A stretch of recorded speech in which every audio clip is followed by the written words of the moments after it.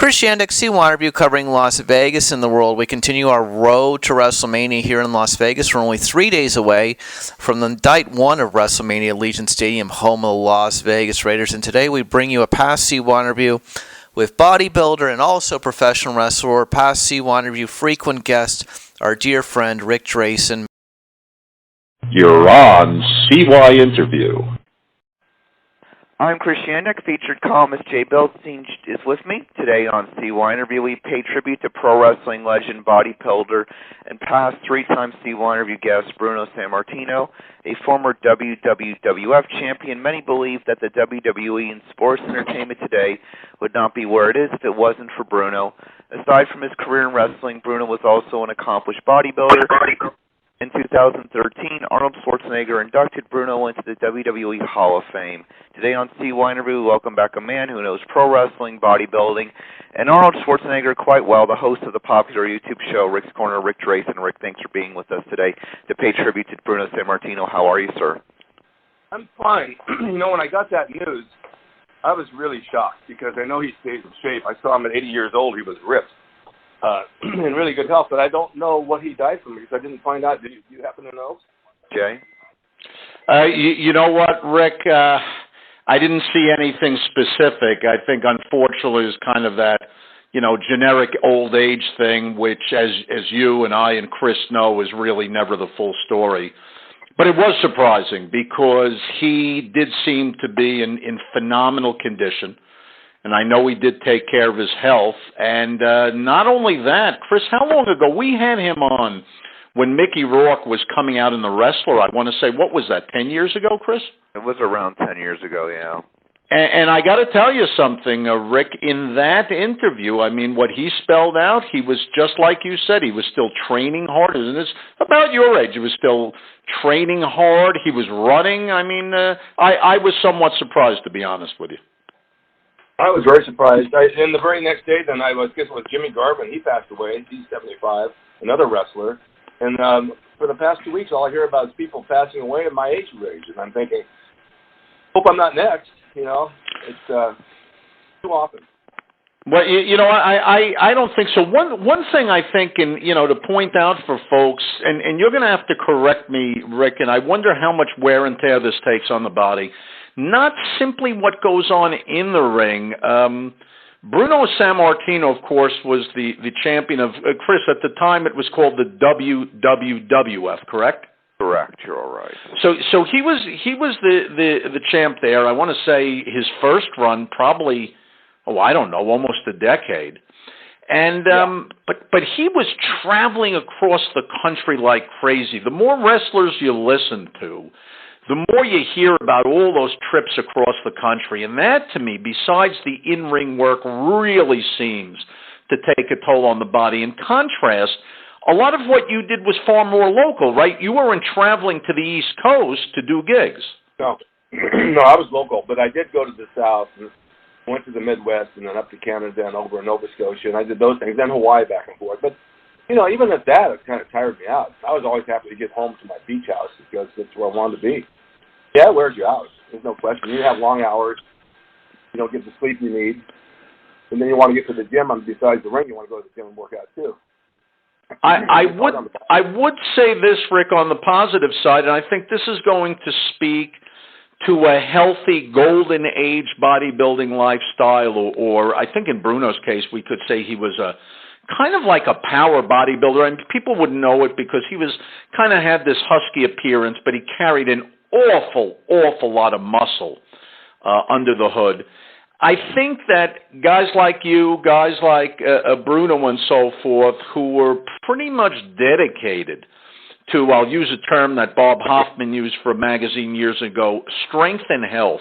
The guys who were dedicated to strength and health, I think, have had much better longevity than a lot of other fellas in the industry because, as you and I both know, far too many wrestlers have ended up in terrible shape in their 40s and 50s. A good number have died in their 50s and 60s. So while, for all kinds of reasons, in addition to the fact that Bruno was just a good man, we would have liked to see him live a lot longer, but I think he outlived a lot of his contemporaries, and that's pretty amazing considering how much, how many bumps and bruises he took in the ring, no? Yeah, that's very true. Yeah, but back in those days when he was at his peak, or even when he started out, those rings that they used weren't wrestling rings. They were boxing rings. And the boxing rings are just heavy, heavy boards with canvas. They don't have any give to it at all. So when you take a bump in that ring, it's like taking a bump on cement. It kills your joints, your back, your knees, everything. It really, really adds to your years and your body because it's such a hard thing to land on.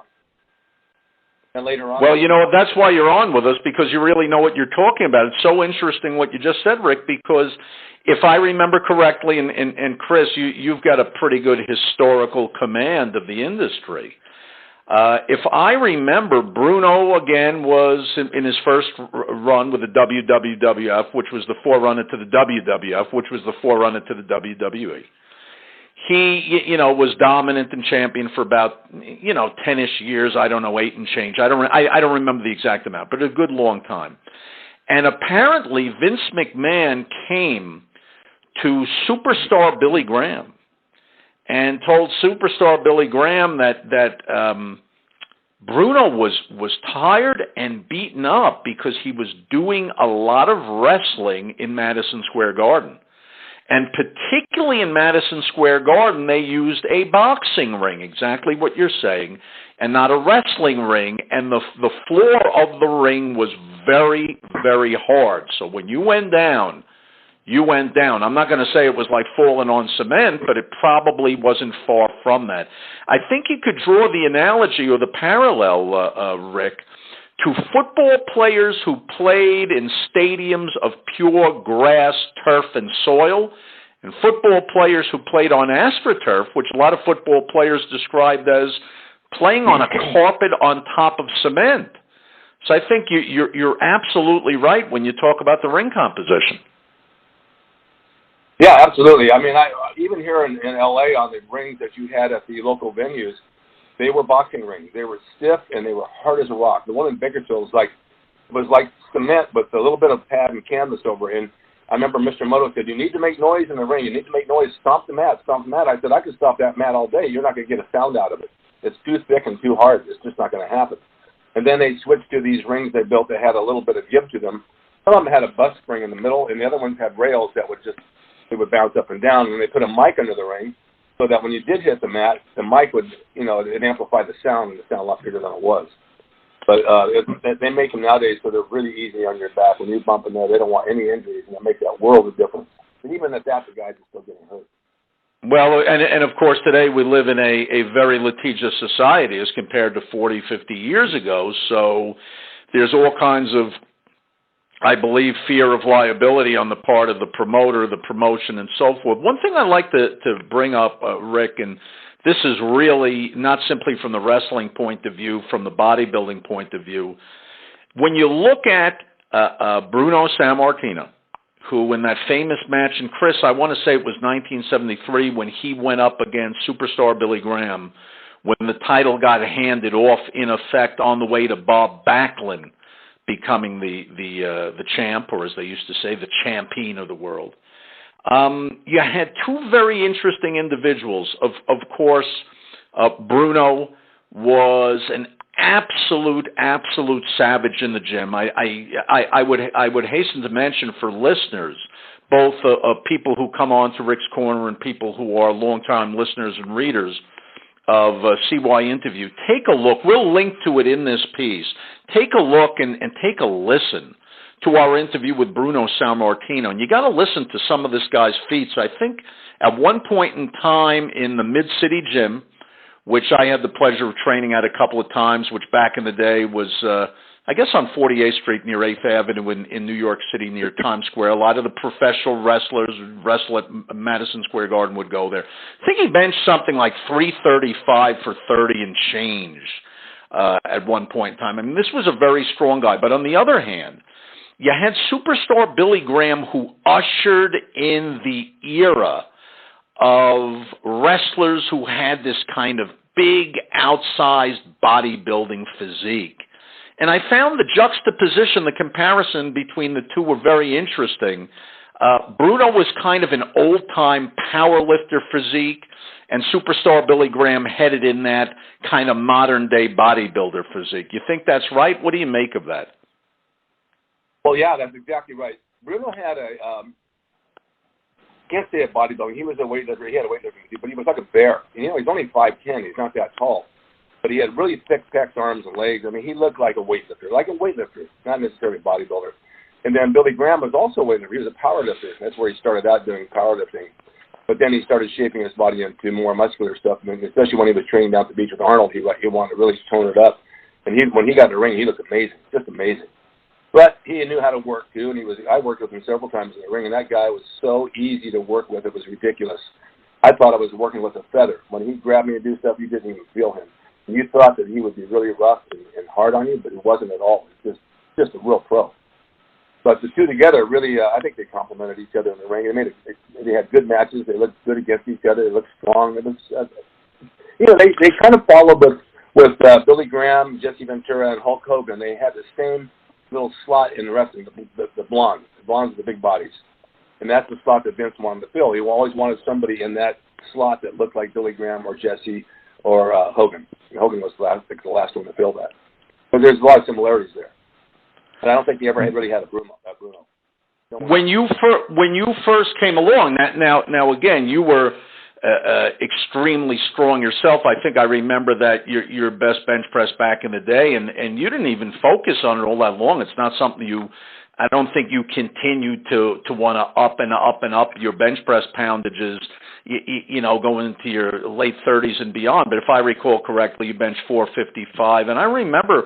Didn't you have 315 for 30 or something like that, some ungodly number? Yeah, I did. I walked in the gym one day and I put 315 on the bar. That's 345 on each side, and I knocked out 21 reps. I probably could have got a few more. I don't know why I stopped, but I stopped at 21. And I had a group around me that actually validated that I did it, so it's documented. But that was a lot of reps. And what people have to remember, that's back in a time where people were not using bench shirts, and I'm sure you were not wrapped up like a mummy to do it. This was just repping out in the gym. Speaking about all that, Rick, when you first got into the business in the 60s, did you have a vastly different body type than what was typically being seen? In other words, were you, along with a guy like superstar Billy Graham, the forerunner of kind of stepping away from just the bulky physique? I mean, as bulky as Bruno was, he still did have a lot of muscle mass. But if you think of contemporaries of Bruno, Haystacks Calhoun, Chief J. Strongbow, the kind of wrestlers that were around back there were really not guys who walked around with that level of outsized muscle. Then Bruno came along, who had spent a ton of time training, I believe, at the YMCA in Pittsburgh. He had a lot of muscle, and then superstar Billy Graham had that more shapely muscle. When you came along, were you a different body type than what was currently being seen out in the territory you were in? Yeah, here's the story on that. One of the first guys that had a good body was Earl Maynard. Remember Earl? Recall the name, can't visualize him. Black guy from Barbados, Earl Maynard. He was a Mr. America. He had a really good body. And then Rocky Johnson was another one. Rocky Johnson had a really good body. That's the Rock's dad. Which, of course, is the Rock's dad, correct? Yeah. So here at the Olympic Auditorium, when I got into the business, I was in Bakersfield training at a YMCA with broken dumbbells and broken barbells, but I got a good build out of it. And two wrestlers came to town. I don't remember who they were. I think they were the medics. And I said, I'm interested in getting in the business. Where do you think I should go? They said, well, there's no school. You're going to have to go down to the Olympic Auditorium and talk to Johnny Mae Young. You know who she is, right? Sure. Okay, she was a legend. So I drove down, and I went I took my mom with me just to keep me company. I go into her office, and she looks at me, and she's got her tights on, and she had a little ring about 14 feet, maybe not even. Take off your shirt. Let me have a look at you. So I took my shirt off, and I was in really good shape. She says, oh, my God. She says, I can make some money with you. There's nobody in this business that has your body at this point in time. So I said, I know that, and I want to be able, rather than do bodybuilding shows, I think I can make money wrestling. So she trained me for that. And, of course, guys like Buddy Austin, Mr. Moto, and those guys, you look great, kid, but, they were a little bit envious. And then Joel Strongbow. Remember Joel Strongbow? Sure. Yeah, right. He was the promoter. Big man. Big gray hair. He did all the interviews. He pulled me aside. He said, Rick, you look great. He said, but you need to eat. You need to put on some weight. You look like a bodybuilder. You don't look like a wrestler. I need to see you about 20 pounds heavier. Start eating a lot of steaks. I said, I'm doing what I can do. You know, I don't want to be like those guys. I don't want to be fat with a big belly and look like that. I'm trying to be different. So he tried to persuade me to put more size and more size. I did gain more size, but I didn't get like that. And I think there was a certain amount of envy from some of the older guys. And, you know, who's this kid? He looks crazy, he'll take over. And then most of the guys worked with me, though. I didn't have a problem. But no, there was really nobody around like that had what I had. And then Vern Gagne saw me out here. I met him through a friend. He said, boy, I'd love you to come back and work for me. You'd be great on my card. So I did. I went back there for a while. Billy Graham was there. Graham sent me or called me. He said, you need to come back. You're going to make some money here. You're going to love it. So I went to his house for dinner, and he had like 30 chicken breasts on the table to eat.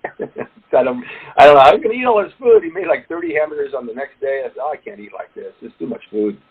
But he laughed. He would eat it. He was just a good person. And I met Bruno once. Bruno came to town once. And there was a referee by the name of Ray Gideon, but his name was Johnny Red Shoes Dugan. He was 70. He was our referee for the Santa Monica Cup. This guy was in great shape at 70. He wore red shoes. They were good friends, and, you know, Blassie and Dean LaBelle, they were all friends with Bruno. And they went to Zookie's for breakfast. So I came in, and they had me sit with him. And Bruno had this big diamond ring with a big B on it. He was as nice as he could be. I just, what a pleasure meeting him and hanging out with him. But these old-time guys, they were all good buddies, you know. Bruno was an absolute complete gentleman. Never heard anything negative said about him. He was very generous with us. Chris, I want to say, how long was the interview? 50 minutes, an hour? Almost an hour. Yeah, and the amazing thing about our interview is we spent, Rick, and I know you really enjoyed this, we spent about half of it not talking about wrestling. We spent half about it talking about lifting. And I mean, we went through everything. We went through deadlifts, we went through squats, we went through bench press. A lot of people don't even realize that Bruno actually did some Olympic lifting, and he would say it wasn't his strong point, but, you know, he did the snatch, he did the clean and jerk and all that. And of course, and I don't know if I'm going to get my dates right, I want to say actually that the first real powerlifting competition, sanctioned powerlifting competition, took place, I don't know, in 1964, maybe back east. And this is in the days when, I don't know if you recall, Rick, you recall Terry Todd? Sure. Yeah, I mean, this is when guys like Terry Todd were still active and all. And Bruno was a guy like yourself who, you know, he could have gone either direction. He could have been what he was, which was an absolute champion in professional wrestling. But at the same time, this was a guy who was an absolute king of the gym. I wonder if he had begun to train more like a bodybuilder and got on a cutting diet, how he could have sculpted that physique. I wonder if he would have been a top-flight bodybuilder. I don't know. He's pretty thick. I mean, it would have taken a lot of work. But here's something I want to go back on with you for a minute. You said he talked more about lifting than wrestling. Well, back in that day, there was a word called kayfabe. Do you know that word? Sure, of course. All right. So with wrestling, you're not really going to talk much about it. You're not going to talk about headlocks and hammerlocks and holds in the business because you don't want the audience to know what it's all about. So you're very limited on wrestling conversation. Yeah, I had a match. The guy beat me. You know, he really hurt me this time. The next time I'm coming back. So that's all you can really say. But with weightlifting and bodybuilding, it goes into a whole lot of detail about sets and reps and diet and getting cut or getting fat or carbs and fat. So there's a lot more to talk about. However, all that stuff you're putting together in weightlifting and bodybuilding is where you take it into the ring to shine because people are paying to see flesh. They're not really paying to watch you wrestle that much, although they do. They want to see those bodies. The men want to be like you, and the women want to be with you. And that's what it's all about. So the better you look, the more chance you have of building that audience. When Superstar Cam came into the ring, everybody loved him. It's interesting. It's interesting that you said that. You had on a fellow who I always followed and thought was when he was on your show. And by the way, Rick's show, of course, for those of you who don't know, for those of you who've been hiding in a cave after World War II for 40 years thinking the war's still on. It's Rick's Corner on YouTube. Everybody who knows anything about working out, caring to work out, golden age bodybuilding, anything like that, everybody knows Rick's Corner, and Rick's Corner is a place to be on YouTube. One of the guys you had on, just a fabulous human being, Steve Davis, and if I remember correctly, didn't he pare himself down? He wasn't quite as thick as Bruno. He was not as thick as Bruno, but he pared himself down in a fairly short amount of time. I believe, 100 pounds, and what a physique he had. I'm still in touch with Steve. I worked out at his gym. I love that guy. He's the nicest guy in the world. He is a nice man. By the way, how is he doing? I know he had some health problems, and then he overcame them. He's still doing okay? He had throat cancer. But he yeah. did it, and he lost a lot of weight. He's married to a beautiful woman who's a Supreme Court judge, if you can imagine that. But wow. He's very articulate when he talks. Very sensible, very articulate, and very smart, and very gracious. And he was a big, heavy guy. It wasn't like Bruno. He was just a big, fat guy.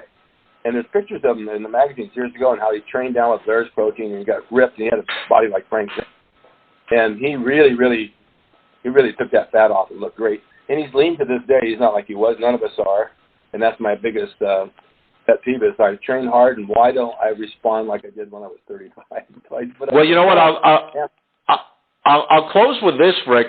You said something so interesting, and I think this is why it's so important what you're doing on Rick's Corner to get the truth out. When we had Bruno on, he said, and I can't remember the exact quote, but he said, I'm doing, and with Bruno's voice, which was very distinct, he said, I'm doing my curls, and I'm doing my curls, and I'm doing my arms.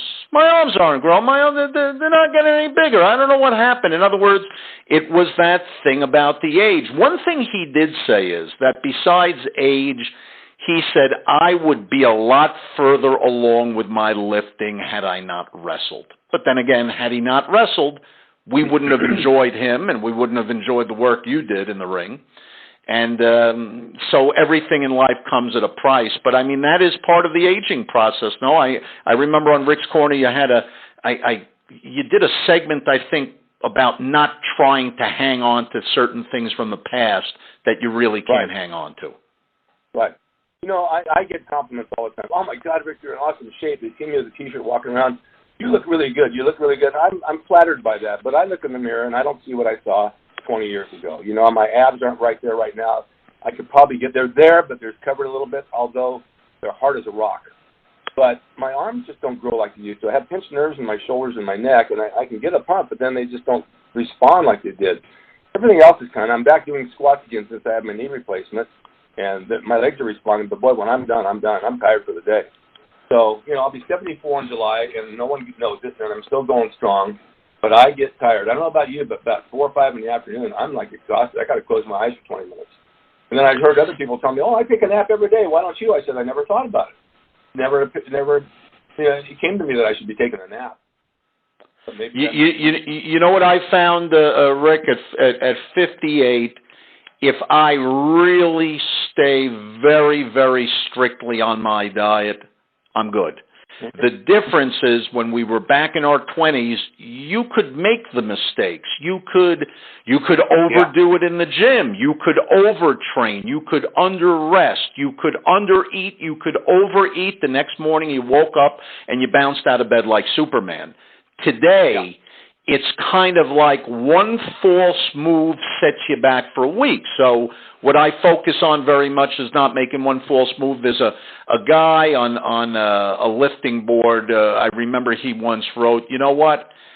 I've got one more heavy set in me, but I don't know if I have one more injury in me. Meaning, yeah, he can still go. He can still, you know, the expression go hard or go home. What he doesn't know is if he goes too hard and injures himself, will this be the injury that really screws me up and prevents me from going forward? And by the way, since we're talking about Bruno, what amazing longevity he had in his career, considering especially that he was really a wrestler and not simply a talker, right? And not simply a guy who was employing ring psychology. What a testament to the power of training and eating right and all, because here's a guy whose physique and whose ability in the ring really stood the test of time, and I think a large portion of that is because of his training. Yeah. Do we have a few minutes? I want to say something. Sure, please go ahead. Okay, there's a friend of mine in the gym that was a bodybuilder by the name of Dan Fine. He's a trainer, and about 3 or 4 months ago, he fell and tripped on a bench and landed on his forearms and ripped both of his triceps off. All right, I ripped my tricep 20 years ago, never had it reattached. So he had it reattached. He had the braces on his arms. He finally got them off about 3 weeks ago, and he's lost a lot of size. He's training again lightly. Last week, he slips in the kitchen, catches a chair, falls down, and rips his quad. And I'm thinking, my, this poor guy is ripping everything. It's like you said, how do you know what's going to go next? And then I have what they call neuropathy all of a sudden. My feet are numb, which comes from my lower back and certain sections of my leg. My skin is numb. And by the way, have you had your B12 checked? Oh, I take B12. Okay, because it's funny. The second you said neuropathy, I went through that. They checked. It was I wasn't digesting my B12. I started taking the B12, completely went away. I take the injections. I took one last night, actually. But I trip over a shadow. I mean, I can lose my balance and trip over a shadow. And then when I get out of bed in the morning, I don't know about you, I get up like I knew I was going to be. I got up early this morning for you guys. And I go to the bathroom and I walk in there and it's like, oh, my God, I can hardly move. And then I talk to guys in the gym 30 years old that tell me the same thing. So, okay, going back to taking bumps in the ring and taking bumps, and I have a ring in my backyard, and I took bump after bump after bump. I wouldn't want to do that anymore. But about a month ago, it was raining, and I had my daughter's dog. I go to lunch in Toluca Lake. I tripped on the leash as I was walking in the patio building, fell face down on the cement, face down. God. And they had 3 pictures of me inside the restaurant wrestling, and here's this big wrestler falls down on the cement. I was so embarrassed. I jammed my fingers that I'd cut off. I skinned my knee, and I thought, oh, man, I felt like a fool. And I got up and sat down. You okay? Yeah, I'm okay. I mean, it hurt. But falling down on that cement was nothing like falling in a ring ever. And I got to watch my feet because I can slip and trip, and that's something that comes with age. And all the ring work in the world, you know, if I have open space, I can turn and take a flat bump on my back and probably be okay. But if anybody else like me that never worked out would have tripped what I did, they would have been in the hospital. That's how hard I hit. That cement was like hard, face down. So I don't want to do that again. Yeah, well, you know what? Again, and so everything in life comes with the pros and cons. And thanks to training hard, in the same way that Bruno Sammartino trained hard, the body still has a certain level of resilience. Yeah, but at the same time, there are the niggling injuries and all that, and people have to be smart about their training and understand that everything in life has its season, and you know, you're not going to maintain the same arm size, and you're not going to maintain the same bench press, squat, or deadlift. And you once said it. You've got nothing to prove. And I think people have to wake up to that. And if guys like you can wake up to that, and if guys like Bruno Sammartino, probably one of the strongest men who ever walked the face of the earth, he could understand that and still continue to train and still continue to be a productive human being. I think that says a lot for people, and it sets a good example for folks of something to follow. Chris? Anything you'd like to add in closing, Rick? Yeah, what are you up to recently, Rick? Pardon me? What are you up to recently? I'm up to about 6 feet. Very good, very good. Listen, I'm getting concerned every time I get measured when you go to the doctor. You're not supposed to start losing height at some point in time. Weren't you doing something with China or something? Wasn't there going to be Rick's Corner in China?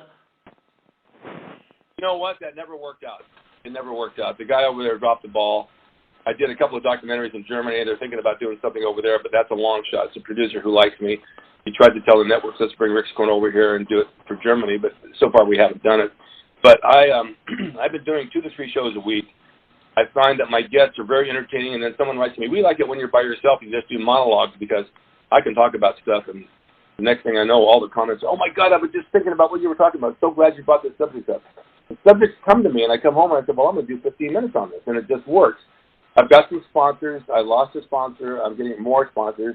And I got a company, our girl and her team, who are doing all my social media and trying to go more global with it, which I need help because it's hard to do it all by yourself. But I'm more concerned with my content and my production, how it looks. They're going to take it and make it even bigger. And I just signed with another, there's platforms like BBTV. There's another one over in London. They want me to sign with them. They take my show to another level, and then they monetize it, and then I get paid by them. I get paid by this one and that one, and then sponsors, of course. So it's what I enjoy doing, and it's good. And then I merged recently with Rich Gaspari, and we formed a new website called VintageMuscleUSA.com. And what I did was I licensed him to use my original Gold's Gym logo with my signature on T-shirts, sweatshirts, tank tops, hoodies, and he's going to be selling them, and then I get a royalty for everything sold. So while we were talking about that, I've been going through my garage. I wish I could show you guys. I found stuff in my garage for the past 50 years that I have saved since high school, bodybuilding, wrestling, when I was in the band in Vegas and Hollywood Palladium. I found statues and bodybuilding statues that I had made. And my girl said, you should make a museum out of this. And people are coming, all my ads I did for Muscle and Fitness, all my articles, I found stuff you can't believe that I need to show. I mean, it's really good stuff. So I'm trying to do something with that. I bring it on the show. I have a statue that I made in my kitchen 40 years ago. It was a real Blair B vitamin bottle, and I put a light bulb in it. It was one gloomy day. I went to Aaron Brothers, bought some paper mache, and I sculpted a bodybuilder with his arms folded on that bottle and his head with a gold gym smile. And I painted him with a paint by number set, and he's been sitting in my kitchen window all these years. Someone said, do you want to sell that? It's a collection piece. I said, no, I don't. But I have 2 more heads I did. Okay, so this is kind of the fun stuff I'm finding, and I'm bringing it on the show because it's historical stuff. Even my old articles, nobody saved the things I saved. It's amazing. So I'm glad to have it, and I'm going to share it with the public. Little by little, I put it on Facebook. But it's that's some good stuff there. So that's well, you know what, Rick, in one of your shows you said, you talked about the golden age, and you said we won't see those days again, and I think lamentably we won't. The second you said Rio Blair, that just took me back. I mean, what an era between, you know, the original Gold's Gym and that back in that day, and of course Vince Gironda and Vince's gym. I guess that was over in Studio City near Ventura. What was that, Ventura Boulevard? Yeah, Ventura Boulevard. Yeah, Ventura Boulevard, and, you know, the days of Rio Blair, and just thinking of, you know, as a kid growing up in New York City, and when we looked at the magazines and so forth, and the whole scene had shifted from New York-centric, even though you still had Dan Laurie doing stuff out in New York, and I remember when I met him, and he had an office near Times Square, but we were all looking to the West Coast. The West Coast was where it was, and, you know, you'd almost pick up one of the Muscle magazines, or one of the Weider magazines and so forth. You could almost feel the spray of the Pacific Ocean in your face and hear the Beach Boys playing Good Vibrations in the back, running down the beach after training, the gals out there, a barbecue and all. What a great, great time. What a slice of Americana, and thank God you're still keeping it alive and letting people know about it. Some of the first contests they had in L.A. at the Embassy Auditorium, I have a bunch of old bodybuilding magazines, but I found a program, 1939 Mr. USA with Burt Goodrich, Vic Tanny, and Jack LaLanne, and it's all handmade, a lot of hand-drawn art on there. It's beautiful. It's kind of beige and brown. I have that, so I scanned it in to my computer, and that's another piece that I have. But Burt Goodrich's son-in-law was Vic Tanny, and then his daughter was Mandy Tanny, who I dated. So this all goes back in time. But if anybody wants to see this stuff, go to my Facebook. It's Ric Drasin. Scroll down my wall, and you'll see a lot of these collectibles on there that are really, really cool. And then I also found, when I first started working with Weider, and I'd done the gold logo, he said, why don't you put an ad in my magazine for your T-shirts? Because I was going in Iron Man and all these other cheaper magazines. He said, you'll make a fortune with me. So I said, okay. I said, well, how much? He says, you just advertise my products, there's photo shoots, free ads, full page every month. So I did for 10 years. I was making $80,000 a year out of my garage printing T-shirts. But the original bodybuilding T-shirt ever done in Joe's magazine was one I did, and it had a bodybuilder, hand-drawn, said, bodybuilders stay hard longer. And I found the design, and I told Gaspari, I said, I want to bring this one back as a vintage design. It's the first one ever done in bodybuilding. So I think it's a good bet. Are you still signing your logo? Yes. Yeah. Where can people find that? How can people get in contact with you to have one of your signed logos? It's on ricdrasin.com. You can't miss it. Top of the page. And so is Vintage Muscle USA. An 8x10 drawing. Every drawing is different because I do each one individually by hand. So maybe a line is a little different than the other line, but they're all the same Gold's logo. I autograph it and make it out to whoever wants it. $75, $5 shipping, and it's out the door. I try to ship the same day I get the order. That way people don't have to wait long. But I get a lot of orders. People want it for their home gyms and their gyms and their birthdays. And all of a sudden I'll hear my PayPal go off in the middle of the night. Boom, bang, bang. I just made myself about $160. Rick, do you still own the logo, or do they own it? Who owns that? Here's what happened. The Venice logo, the original logo, was much smaller, but it's a bald-headed guy. They called him Joe. Gold's Gym, Venice Beach, California. And when I went to them, I wanted royalties. They said, well, we'll give you the rights to that particular logo. Now, you don't get the rights to the new design because it's a little bit larger, and that's not it. But that one that says Venice, the original, you can own the rights. So they gave me a license agreement from a lawyer that I own that. And then I licensed that shirt back to Gold to sell it for a royalty. And then the guy who did this and he quit. He quit the company, but I still own the license. And I don't know that they were supposed to do that or not. I don't know if he screwed up or not, but I own the license, no matter how they look at it. I sent it to 3 attorneys. I'm a licensed agent. He says, you have every right to do whatever you want with that logo. You can go sell it to Target if you want. So now, if you wanted, you could do a kind of signed T-shirt with that logo, right? With your signature on it. Yes. Yeah, I could. Well, that's what Rich has now, Gaspari. He has the logo on T-shirt that has my signature on it. And that's the original that you saw in Pumping Iron, the same shirt. That's my design. That's the one I own the rights to. Would you consider if somebody bought one of those to actually then go and hand sign it if somebody wanted to frame it for a gym? Oh, I've done that before. Sure. That'd be a nice piece of memorabilia to have. Yeah, I have one in my office that's framed before my ex-wife left me. She made it huge, like 20 by 24 or something, framed in glass of the yellow tank top that Arnold wore and that I wore in the gym. So it has some stains on it, and it's framed in glass with my signature. Yeah, it's a nice Interesting stuff. Chris? So fourth, world-class bodybuilding legend, pro wrestler, and the host of Rick's Corner, Ric Drasin, featured columnist Jay Bildstein, and CY Interview. I'm Chris Shandek.